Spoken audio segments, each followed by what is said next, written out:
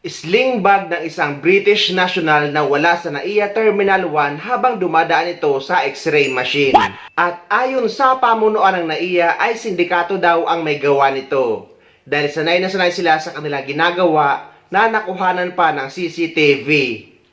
Panibagong kontrobersya na naman ang kinakaharap ngayon ng NAIA. Isang foreign national kasi at kanyang Pinay na misis ang ninakawan ng dumaan sa may X-ray machine ng Terminal 1. Nasa frontline ng balitang yan, Simon Gualvez.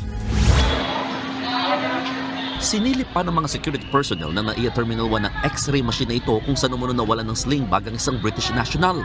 Pero hindi nahanap ang nasabing sling bag. Sa investigasyon, lumalabas na posibleng ninakaw ang nasabing sling bag.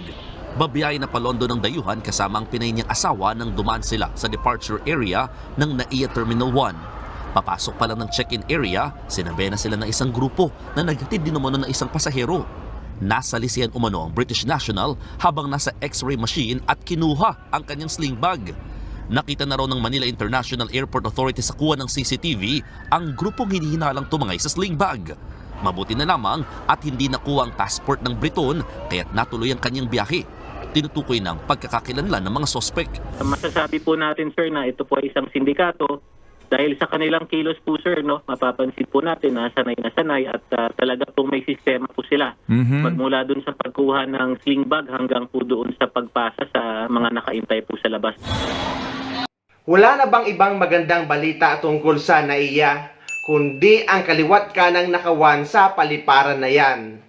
At ang mas nakakahiya ay pati ang mga dayuhan ay nakakaranas ng ganyan. At ang masakit pa dito ay walang mabigat na parusa tungkol dito. Na yung inaakala mo na safe ka na dahil nasa loob ka na ng NAIA or ng paliparan, ay sa loob ka pa pala ng airport mananakawan. At ang isa pa sa masakit dito ay walang napaparusahan, walang nahuhuli, at walang gamit na naisasauli. At paulit-ulit lang itong mangyayari. Bakit dito sa ibang bansa or dito sa airport sa ibang bansa ay wala namang nangyayaring ganyan? Kaya guys, lalo na sa mga kapwa ko OFW, ay mag-ingat tayo kapag uuwi tayo sa Pilipinas na sarili nating bansa.